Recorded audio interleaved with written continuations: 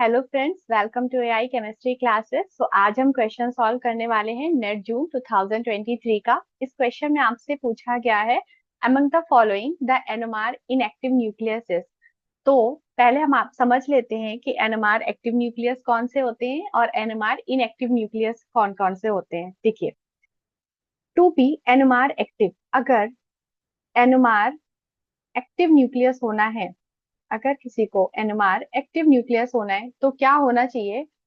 हमारा जो mass number है, जैसे आपका यहाँ पर क्या है, जो आपका मास नंबर है और एटॉमिक नंबर है, या तो वो दोनों हमारे क्या होने चाहिए, ऑड होने चाहिए, या फिर उन दोनों में से कोई एक ऑड होना चाहिए।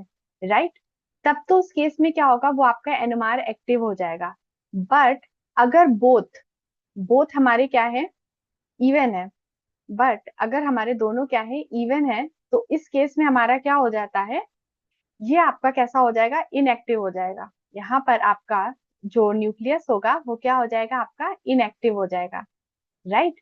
तो अब हम चेक कर लेते हैं अपने ऑप्शंस। तो अगर हम बात करें नाइट्रोजन के फर्स्ट वाले केस में, तो आपको पता होना चाहिए यहाँ पर जो आई की वैल्यू होती है वो होती है 1। ठीक है।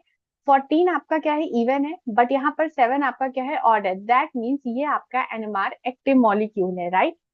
सिंपली अगर हम बात करें आपकी P15 की, तो यहाँ पर आपका ये भी ऑड है, एटॉमिक मास भी ऑड है और आपका एटॉमिक नंबर भी ऑड है।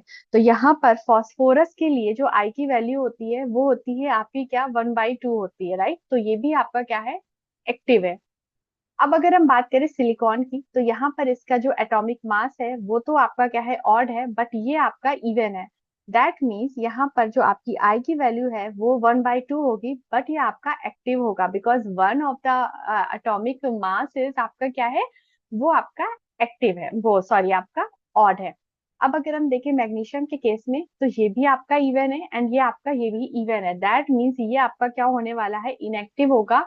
और इसके लिए जो आई की वैल्यू होती है वो 5/2 होती है, बट ये आपका क्या होने वाला है, इनएक्टिव होने वाला है। दैट मीन्स आपका जो करेक्ट आंसर होगा वो होगा ऑप्शन सी। यहाँ पर सी होना चाहिए था। ठीक है। आपका जो करेक्ट आंसर है वो हो गया option C. So thank you for watching this video.